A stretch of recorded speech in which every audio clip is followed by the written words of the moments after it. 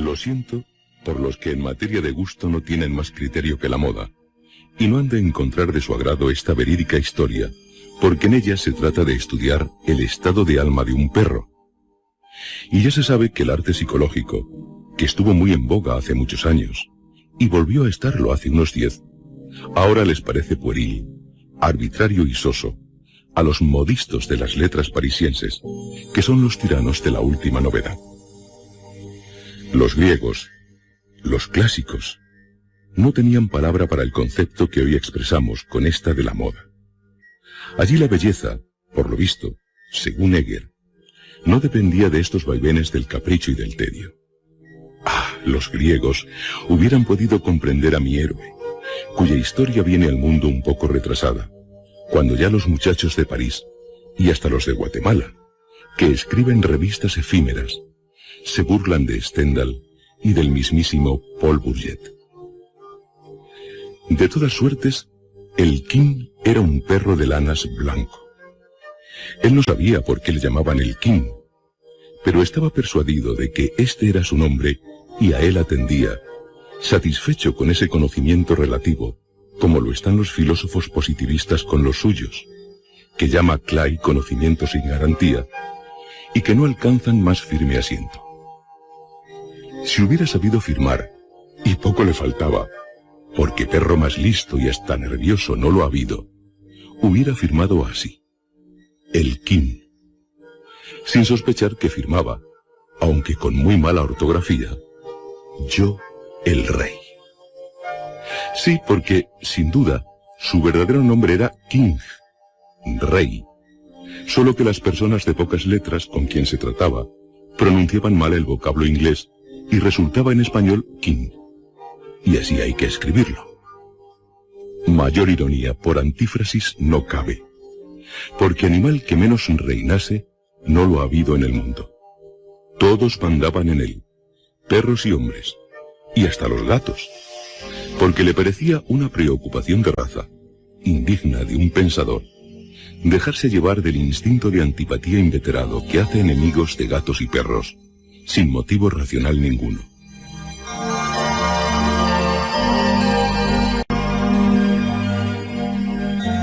El King había nacido en muy buenos pañales. Era hijo de una perrita de lanas muy fina, propiedad de una señorita muy sensible y muy rica, que se pasaba el día comiendo bombones y leyendo novelas inglesas de Braddon, Oliphant y otras escritoras británicas. Nació el King con otros 4 o 5 hermanos en una cesta muy mona que bien puede llamarse dorada cuna. A los pocos días, la muerte más o menos violenta de sus compañeros de cesta le dejó solo a sus anchas con su madre. La señorita de las novelas le cuidaba como a un príncipe heredero.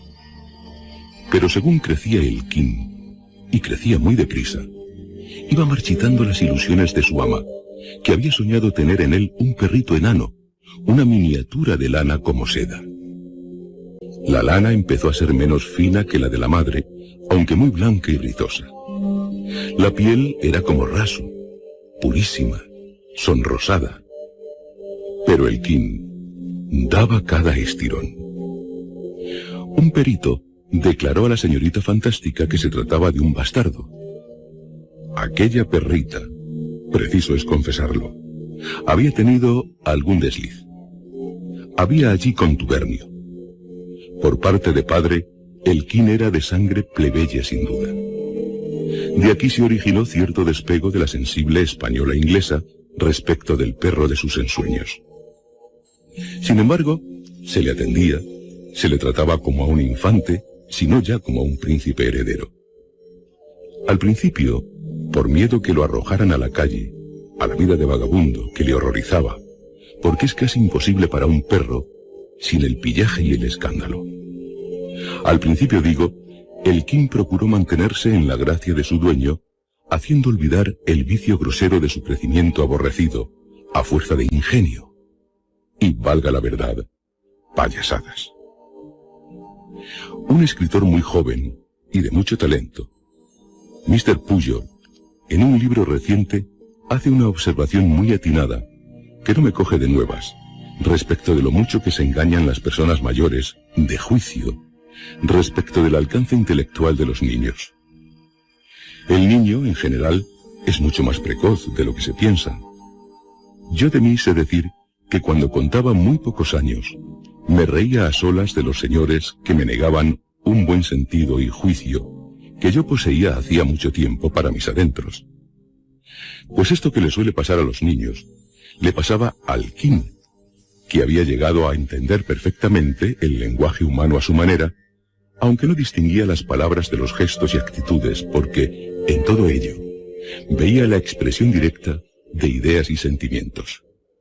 El King no acababa de comprender por qué extrañaban los hombres que él fuera tan inteligente, y los encontraba ridículos cuando los veía tomar por habilidad suma el tenerse en dos pies, el cargar con un bastón al hombro, hacer el ejercicio, saltar por un aro, contar los años de las personas con la pata, etcétera, etcétera. Todas estas nimiedades que le conservaban en el favor relativo de su ama, le parecían a él indignas de sus altos pensares, cosa de comedia que le repugnaba. Si se le quería por payaso, no por haber nacido allí, en aquel palacio, poco agradecimiento debía a tal cariño. Además, delante de otros perros menos mimados, que no hacían títeres, le daba vergüenza aquel modo de ganar la vita bona. Él deseaba ser querido, halagado por el hombre, porque su naturaleza le pedía este cariño, esta alianza misteriosa, en que no median pactos explícitos y en que, sin embargo, suele haber tanta fidelidad. A lo menos por parte del perro. Quiero amo, decía, pero que me quiera por perro, no por prodigio.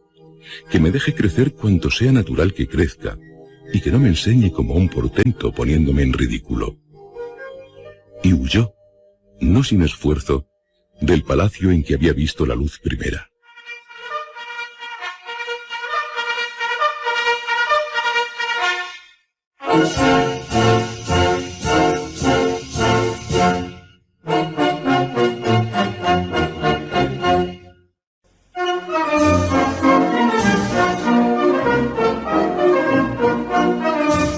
Pasaba junto a la puerta de un cuartel, y el soldado que estaba de centinela le llamó.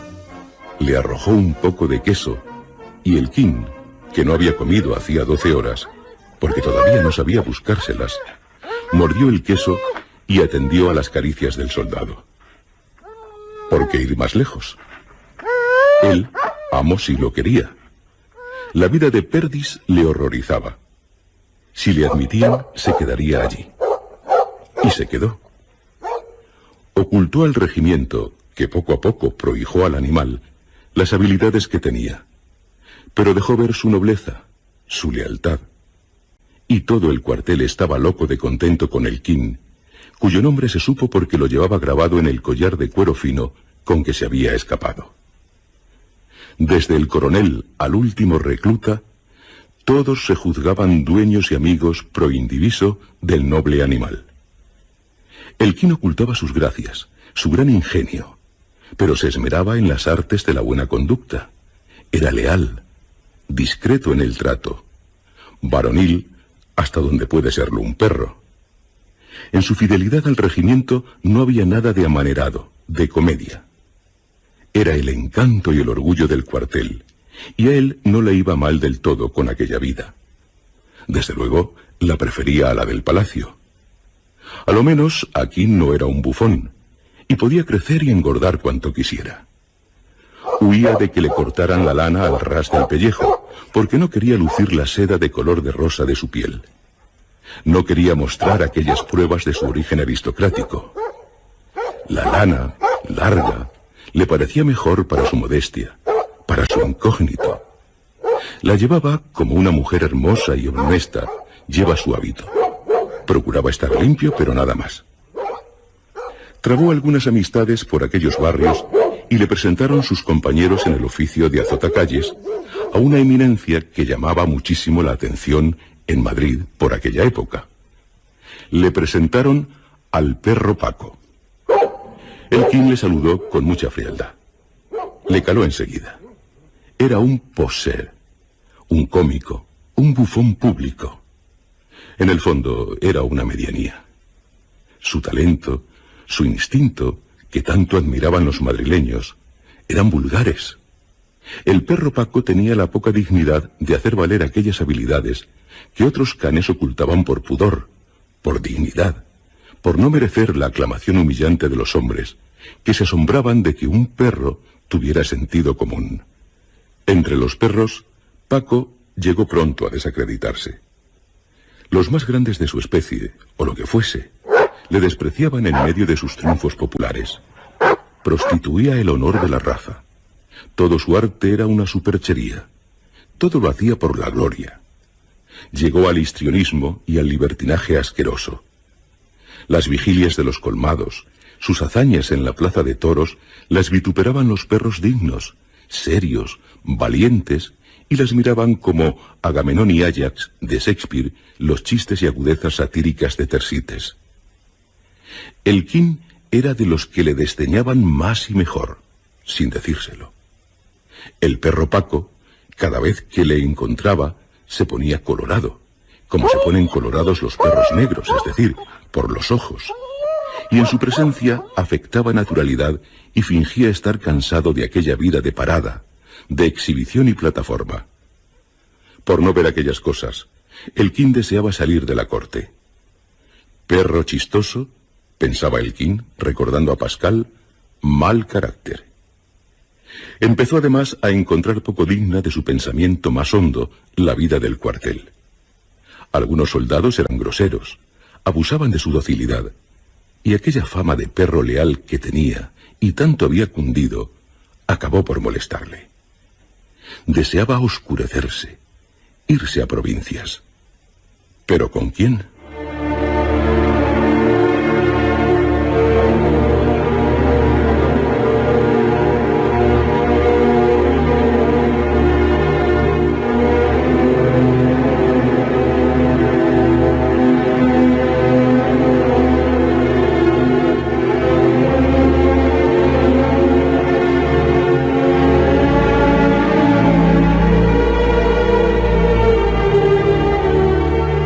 Comandante del regimiento que había declarado al Quín, si no hijo, perro adoptivo, tenía pendiente de resolución en las oficinas de clases pasivas la jubilación de un pariente cercano. Y con el tal comandante solía nuestro héroe entrar en aquellas oficinas. Pero es claro que no pasaba de la portería, donde le toleraban, y allí esperaba a que saliera su comandante para irse de paseo con él. Pues en aquella portería, donde el Quín llevaba grandes plantones, encontró la persona con quien pudo realizar su gran deseo de marcharse a provincias. Observaba el Quín que después de mayor o menor lucha con los porteros, todos los que pretendían entrar a vérselas con los empleados lo conseguían. Notó el perro que los más audaces, los más groseros en sus modales, eran los que entraban más fácilmente, aunque no fueran personajes. Los tímidos sudaban humillación y vergüenza antes de vencer la resistencia de los cancerberos con galones. Y un joven delgado, de barba rala, de color cetrino, de traje no muy lucido, de ojos azules claros muy melancólicos, a pesar de no faltar ni un día solo a la portería defendida como una fortaleza, nunca podía pasar adelante. Y eso que, a juzgar por el gesto de ansiedad que ponía cada vez que le negaban el permiso de entrar, donde tanto le importaba, aquella negativa debía de causarle angustias de muerte. El Quín, tendido en un felpudo, con el hocico entre las patas, seguía con interés y simpatía la pantomima cotidiana del portero y el joven cobarde. El cancerbero ministerial le leía en los ojos al mísero provinciano, que lo era, y harto se le conocía en el acento, que venía sin más recomendaciones y sin más ánimos que otras veces, y en él desahogaba toda su soberbia y todo su despotismo, vengándose de los desprecios de otros más valientes. En el rostro del joven se pintaba la angustia, la desesperación. Se leía un momento de relámpago de energía, que pasaba, para dejar en tinieblas de debilidad y timidez, aquella cara abandonada a la expresión de la tristeza abatida.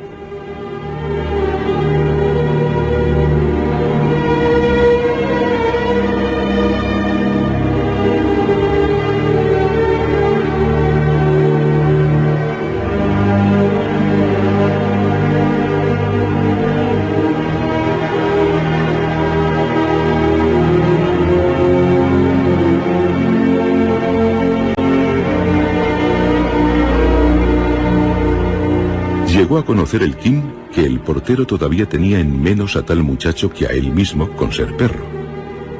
Puede que primero le hubiera dejado pasar a él a preguntar por su expediente.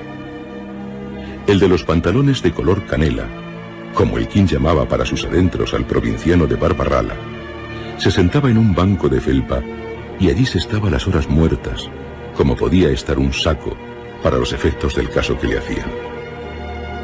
Por algunos pedazos de conversación que Elquín sorprendió, supo que aquel chico venía de una ciudad lejana a procurar poner en claro los servicios de su padre, difunto, a fin de obtener una corta pensión de viuda para su madre, pobre y enferma. No tenía padrinos, luego no tenía razón. Ni siquiera le permitían ponerse al habla con el alto empleado que se empeñaba en interpretar mal cierto decreto. Equivocación o mala voluntad de que nacían los apuros del pretendiente, llamémosle así. Pretendiente de justicia, el más desahuciado. A fuerza de verse muchas veces solos en la portería, Elquín y Sindulfo, el nombre del tímido mancebo, con el compañerismo de su humildad, de aquel non plus ultra que los detenía en el umbral de la gracia burocrática, llegaron a tratarse y estimarse. Los dos se tenían a sí propios en muy poco. Los dos sentían la sorda, constante tristeza de estar debajo, y sin hablarse, se comprendían. De modo que, con menos que pocas palabras, sin más que algunas muestras de deferencia, tal como dejarle Elquín un sitio mejor que el suyo a Sindulfo, algunas caricias de una mano y otras de un hocico, se hicieron muy buenos amigos. Y cuando ya lo eran, y compartían en silencios eternos su común desgracia de ser insignificantes, una tarde entró un mozo de cordel con un telegrama para Sindulfo, que se puso pálido al ver el papelito azul. Apenas era nada, la muerte de su madre, todo lo que tenía en el mundo. Se desmayó. El portero se puso furioso. Le dieron al provinciano de mala gana un poco de agua, y en cuanto pudo tenerse en pie, casi le echaron de allí. Sindulfo no volvió a las oficinas de clases pasivas. ¿Para qué? La viuda ya no necesitaba viudedad. Se había muerto antes de que le arreglaran el expediente. Nuestros covachuelistas jamás cuentan con eso, con que somos mortales. Pero no perdió Sindulfo el amigo que había ganado en la portería. La tarde de su desgracia, Elquín dejó sin despedirse al comandante y siguió al huérfano hasta su posada humilde. En la soledad del Madrid desconocido, el provinciano de los pantalones de color de canela no tuvo más paño de lágrimas sí que las lanas de un perro.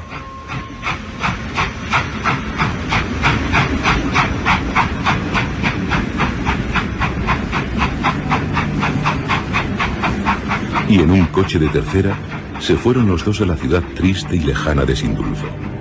Elquín, por no separarse de su amo, se agazapó bajo un banco y así llegó a la provincia, lo que él quería, a la oscuridad, al silencio. Aquel poco ruido y poco tránsito de las calles le encantaba a Elquín. Le parecía que salía a la orilla después de haber estado zambullido entre las olas de un mar encrespado. Se trataba con pocos perros. Prefería la vida doméstica. Su amo vivía en una casita humilde, pero bien acariciada por el sol, en las afueras. Vivía con una criada. Por la mañana iba a un almacén donde llevaba los libros de un tráfico que no había por la tarde. Y entonces volvía junto al Elquín y trabajaba silencioso, triste, en obras primorosas de Taracea, que eran un encanto, su orgullo y una ayuda para vivir. El ruido rápido, nervioso de la sierrecilla algo molestaba a Elquín al principio, pero se acostumbró a él y llegó a dormir grandes siestas, mecido por aquel ritmo del trabajo. ¡Ay!, respiraba. Aquello era vivir. Los primeros meses, Sindulfo trabajaba en la marquetería callado, triste. A veces le asomaban lágrimas a los ojos. Piensa en su madre, se decía Elquín, y batía un poco la cola, y alargando el hocico, se lo ponía al amo sobre las flacas rodillas, que cubría el paño de color de canela. Una tarde de mayo, Elkin vio con grata sorpresa que su dueño, después de terminar una torre gótica de tejo, sacaba de un estuche una flauta y se ponía a tocar muy dulcemente.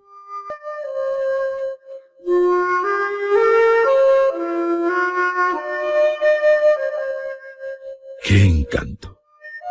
Aquellas dancitas antiguas, aquellas melodías románticas, monótonas, pero de sencillez y naturalidad simpáticas, apacibles, entrañables, le sabían a gloria al perro. Elkin nunca había amado. Las perras le dejaban frío. Aquella brutal poligamia de la raza le hacía repugnante el amor sexual. Además, qué escándalos daban los suyos por las calles, y qué lamentables complicaciones fisiológicas las de la cópula canina. Si algún día me enamoro, pensó, será en la aldea, en el campo. La flauta de su dueño le hacía pensar en el amor, no en los amores. Para temperamentos como el de Kim, la amistad puede ser un amor tibio, sublime en la solidez de su misteriosa tibieza. Sus amores eran su dueño. Le leía en los ojos y en el modo de trabajar en la taracea, y sobre todo en el de tañer la flauta, el fondo del alma. Era un fondo muy triste, no desesperado, pero sí desconsolado. Era Sindulfo, hombre nacido para que le quisieran mucho, pero incapaz de procurar traer a casa el amor, en pasando de la personalidad ínfima de un perro. Había llevado al Kim, no se atrevería a llevar una compañera, mujer o querida. Pero Sindulfo, como el Kim, en la paz tenía un bálsamo. Sí, se comprendían por señas, por actos acordes. La vida sistemática, el silencio en el orden, la ausencia de peripecias en la vida, como una especie de castidad. La humildad como un ambiente. Esto querían. El cariño del Kim era más fuerte, más firme que el de Sindulfo. El perro, como inferior, amaba más. No temía, sin embargo, una rival. No, pensaba el perro, aquí no entrará una mujer a robarme este halago. Mi amo no me dejará nunca por una esposa ni por una querida. No se atreve con ellas. Nos vamos al campo, amigo, entró un día diciendo Sindulfo, y se fueron. A pocas leguas de la ciudad, donde la madre había dejado unas poquísimas tierras que llevaba en renta un criado antiguo, Sindulfo iba a pescar y a corregir las condiciones del arrendamiento. Al Kim, a la vista de los prados y los bosques y las granjas sembradas por la ladera, le corrió un frío nervioso por el espinazo. Se acordó de su antiguo pensamiento. Yo solo podría amar en la aldea. Si todavía podré ser yo feliz con algo más que paz y resignación dulce. Sentir esta esperanza le pareció una soberbia. Además, era una infidelidad. ¿No se había casi prometido él, en secreto, no querer más que a su amo, al amo definitivo? Pero tenía disculpa su vanidad de soñar con poder ser feliz voluptuosamente, en las nuevas intensas emociones que le causaba el ambiente campesino, la soledad augusta del valle de Moroso. Con delicia de artista, contemplaba ahora el Kim los pasos de su vida, de la corte a la ciudad provinciana, de la ciudad a la aldea, y cada paso en el retiro le parecía un paso más cerca de su alma. Cuanta más soledad, más conciencia de sí.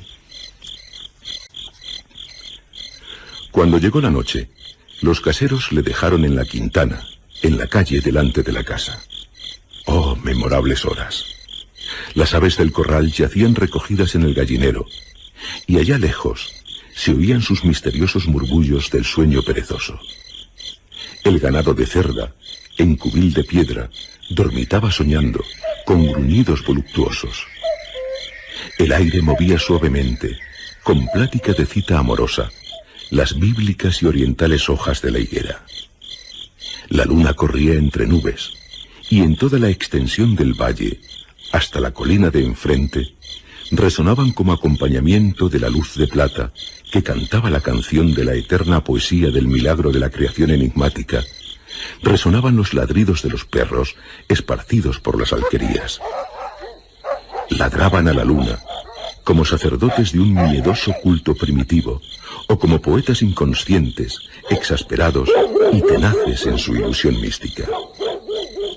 El King se sintió unido, con nuevos lazos de iniciación pagana, a la madre naturaleza, al culto de Cibeles y a las pasiones de su raza.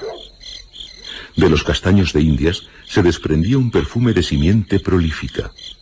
Amor le pareció un rito de una fe universal, común a todo lo vivo. De la próxima calleja, sumida en la oscuridad de los árboles que hacían bóveda, esperaba el King que surgiera la clave del enigma amoroso. El alma toda, con las voces de la noche de estío, le gritaba que por aquella oscuridad iba a presentarse el misterio. Por allí debía aparecer la perra.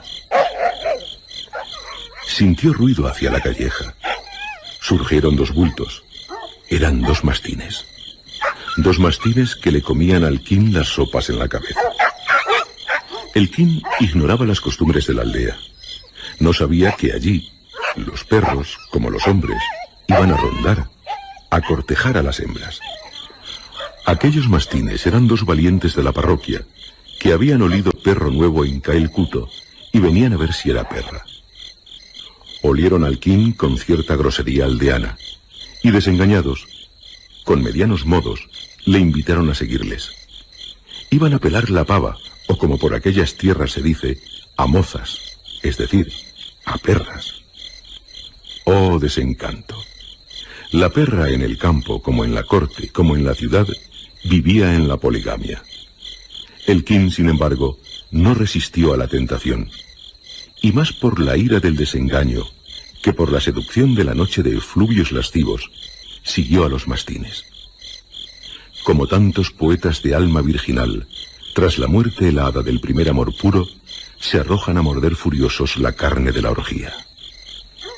El King Royá pasó aquella noche al sereno. Siguió a los mastines por la calleja oscura, sin saber a punto fijo a dónde le llevaban, aturdido, lleno de remordimientos y repugnancia antes del pecado. Le zumbaban los oídos, pero iba. Era la inercia del mal, de la herencia de 1000 generaciones de perros lascivos.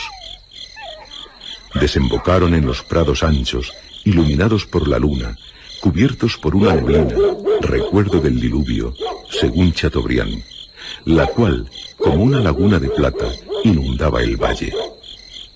Era sábado. Los mozos de todas las parroquias del valle cortejaban en las misteriosas oscuridades poéticas de las dos colinas que al norte y al sur limitaban el horizonte, junto a las alquerías escondidas en la espesura de castaños y robledales.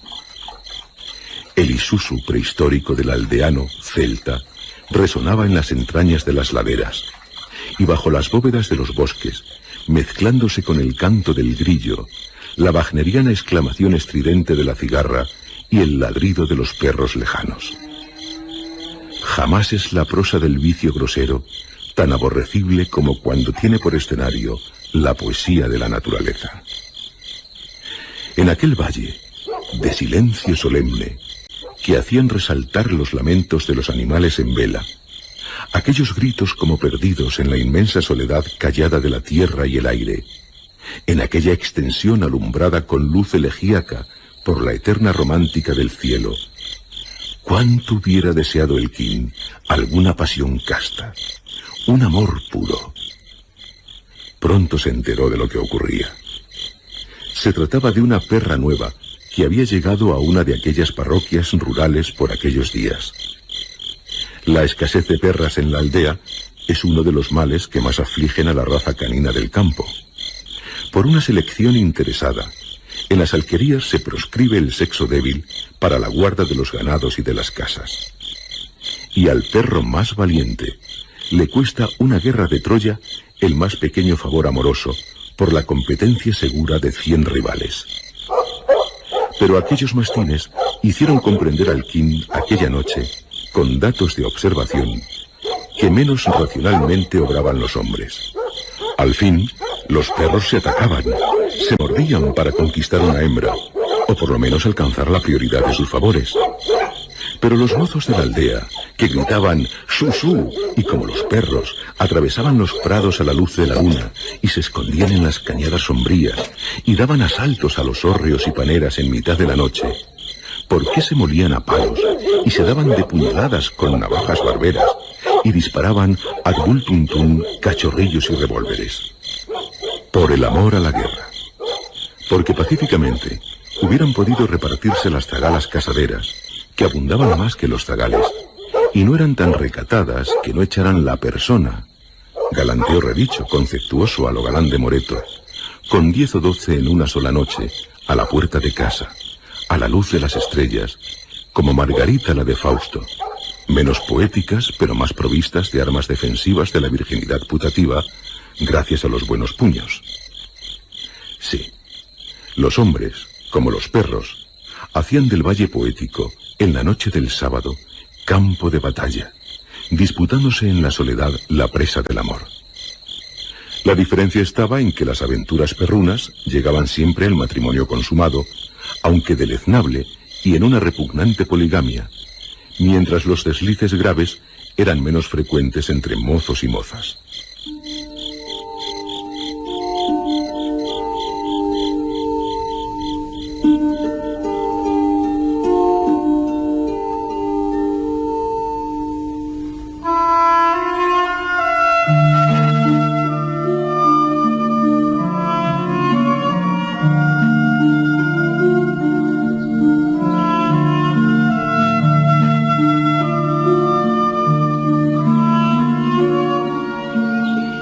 Al amanecer, jadeante, despeado, con una cuarta de legua fuera, la lana mancillada por el lodo de 100 charcos, el King llegó a la puerta de la granja en que descansaba su amo, arrepentido de delitos que no había cometido, con la repugnancia y el dejo amargo de placeres furtivos que no había gustado.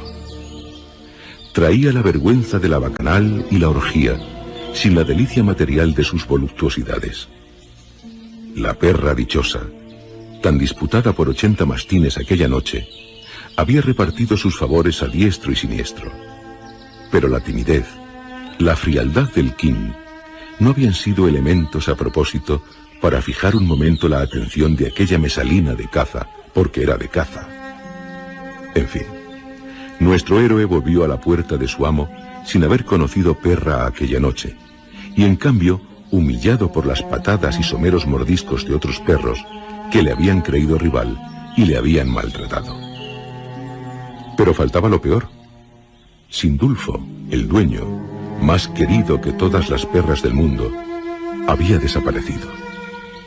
Se había ido de pesca antes de amanecer. El King no sabía a dónde. Esperó todo el día a la puerta de la granja y el amo no apareció, ni de noche vino. Al día siguiente, supo el King que un recado urgente de la ciudad le había hecho abandonar su proyectada estancia en el campo y volverse al almacén, donde era indispensable su presencia. Más supo el perro. El casero de Sindulfo, el aldeano que llevaba en arriendo sus 4 terrones, se había enamorado del buen carácter del animal y había suplicado a Sindulfo que se lo dejara en la granja, ya que él no tenía perro por entonces. Y el King, en calidad de comodato, estaba en poder de aquellos campesinos. Toda la extensión del ancho valle le pareció un calabozo, una insoportable esclavitud. Él era humilde, obediente, resignado, pero aquella ingratitud del amo no podía sufrirla. ¿Cómo? ¿El destino enemigo le castigaba tan rudamente al primer desliz? Solo por una tentativa casi involuntaria de crápula pasajera, le caía encima el tremendo azote de quedarse sin el amparo del único real cariño que tenía en el mundo.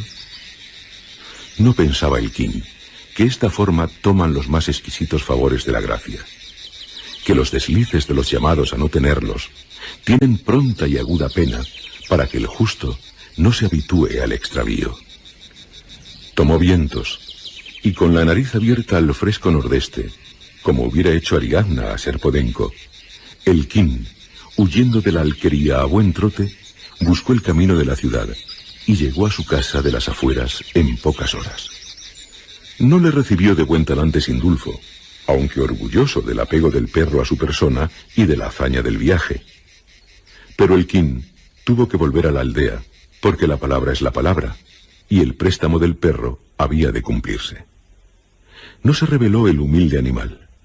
Ante un mandato directo y terminante, ya no se atrevió a invocar los fueros de su libertad. El cariño le ataba a la obediencia. Aquel amo lo había escogido él entre todos. Era el amo absoluto. Lloró a su modo la ingratitud y la pagó con la lealtad, viviendo entre aquellos groseros campesinos que le trataban como a un villano mastín de los que daba la tierra. Al principio, la vida en la aldea, con su prosa vil de corral, le repugnaba, pero poco a poco empezó a sentir, como nueva cadena, la fuerza de la costumbre. Empezó a despreciarse a sí mismo al verse sumirse, sin gran repugnancia ya, en aquella existencia de vegetal semoviente. Y horror de horrores, empezó a perder la memoria de la vida pasada, y con ella su ideal, el cariño al amo. No fue que dejara de quererle, dejó de acordarse de él, de verle, de sentir lo que le quería. Velo sobre velo, en su cerebro fueron cayendo cendales de olvido. Pero olvidaba las imágenes, las ideas. Desapareció la figura de Sindulfo en concepto de amo, el de ciudad, el de aquellos tiempos. Pero al fin, Elquín no era ajeno a nada de lo canino, y su cerebro no tenía fuerza para mantener en actualidad constante las imágenes y las ideas. Pero le quedó el dolor de su desencanto, de lo que había perdido. Siguió padeciendo sin saber por qué. Le faltaba algo, y no sabía qué era su amo. Sentía una decepción inmensa, radical, que entristecía el mundo, y no sabía que era la de una ingratitud. ¿Quién sabe si muchas tristezas humanas, que no se explican, tendrán causas análogas? ¿Quién sabe si los poetas, irremediablemente tristes, serán ángeles desterrados del cielo y sin memoria? Elquín se amodorraba. Como no tenía el recurso de hacerse simbolista, ni de crear un sistema filosófico, ni una religión, se dejaba caer en la sensualidad desabrida como en un pozo. Escogía la forma más pasiva de la sensualidad, el sueño. Siempre que le dejaban, estaba tendido, con la cabeza entre las patas. Y con la paciencia de Job, un Job sin teja, miraba las moscas y los gusanos que se emboscaban en sus lanas, sucias, largas, desaliñadas, lamentables. Y así pasó mucho tiempo. Era el perro más soso del valle. No vivía para afuera ni para adentro, ni para el mundo ni para sí. No hacía más que dormir y sentir un dolor raro. Una tarde, dormitaba el perro de lana sobre la saltadera del muro que separaba la corrada de la Allosa, por entre cuya verdura de maíz iba el sendero que llevaba a la carretera haciendo eses. Por allí se iba a la ciudad, y Elquín despertó mirando con ojos entreabiertos la estrecha cinta de la trocha, según instintiva costumbre, sin acordarse ya de que por allí había marchado el ingrato amigo.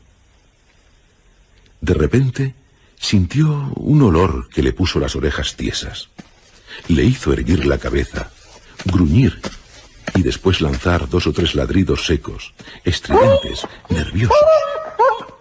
Se puso en pie. Oyó un rumor entre el maíz. Aquel olor olía a una resurrección, a un ideal que despertaba, a un amor que salía del olvido como un desenterrado. Al olor siguió una voz.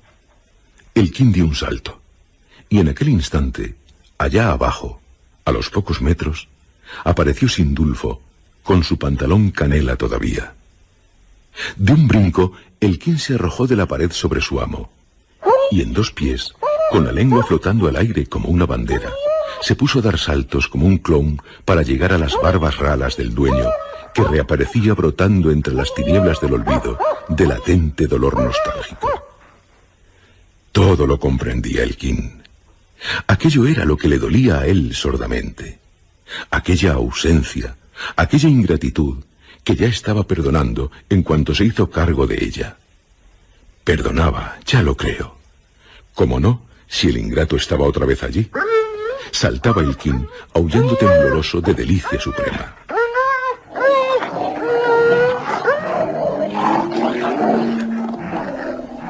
Saltaba, y en uno de estos saltos, en el aire, sintió que como con una sierra de agudísimos dientes, le cogían por mitad del cuerpo y le arrojaban en tierra.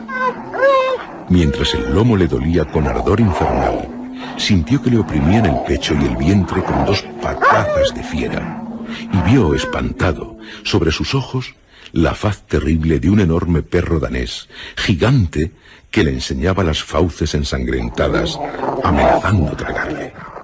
Acudió Sindulfo y libró a su pobre King de las garras de la muerte. ¡Fuera, tigre! ¡Malvado!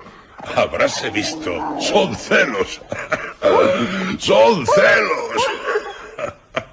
Cuando el King volvió de su terror y aturdimiento, se enteró de lo que pasaba.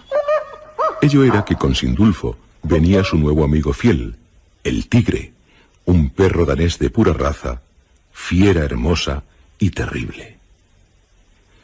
No consentía rivales ni enemigos de su amo, y al ver los extremos de aquel perruco de lanas, se había lanzado a defender a su dueño o a librarle de caricias que a él, al tigre, le ofendían. Sí, tal era la triste verdad. Elkin había hecho nacer en Sindulfo el amor genérico a la raza canina. El individuo ya le era indiferente. No podía vivir sin perro, y ahora tenía otro, al cual le unían lazos firmes y estrechos. Cosa más natural. Sindulfo acarició al Elkin, le cató las heridas, que eran crueles, pero en el fondo estaba orgulloso y satisfecho de la hazaña del tigre. ¡Qué celo el de su danés!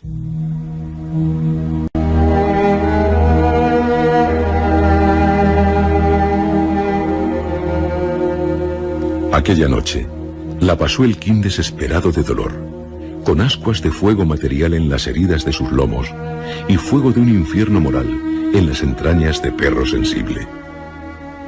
Para esto volvía el recuerdo, para esto renacía la clara conciencia de la amistad perdida.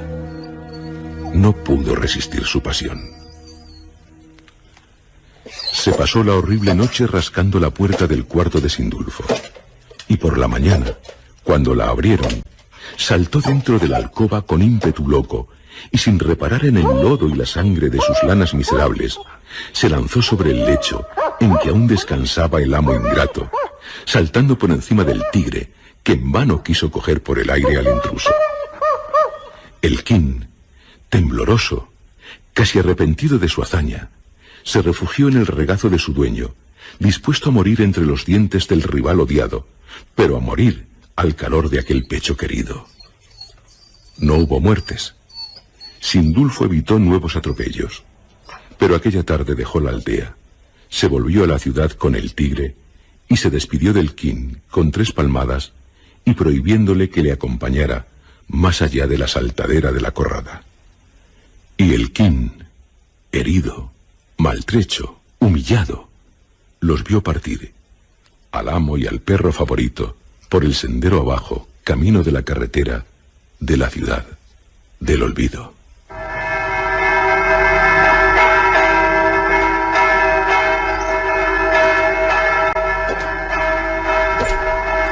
El ángel del Señor anunció a María.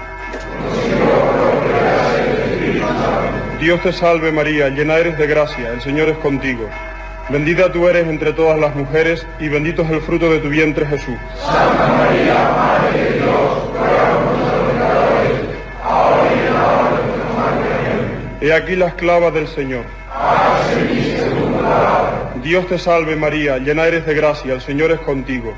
Bendita tú eres entre todas las mujeres, y bendito es... Era la hora del Ángelus.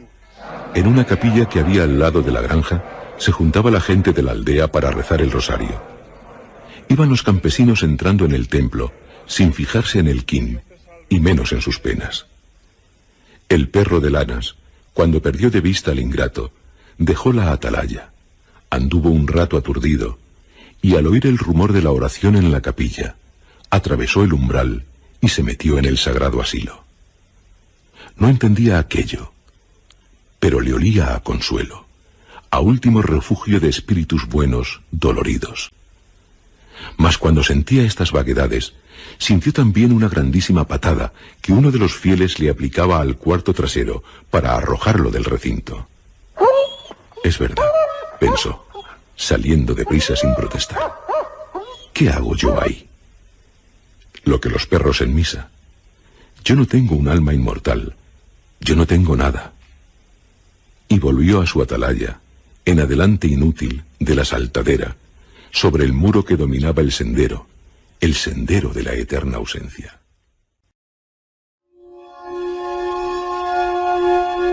No pudiendo con el peso de sus dolores, se dejó caer más muerto que echado. Oscurecía. El cielo plomizo parecía desgajarse sobre la tierra. Metió la cabeza entre las patas y cerró los ojos. Para él no había religión. Para él no había habido amor. Había despreciado la vanidad, la ostentación. Se había refugiado en el afecto tibio, sublime de su opaca luz, de la amistad fiel, y la amistad le vendía, le ultrajaba, le despreciaba.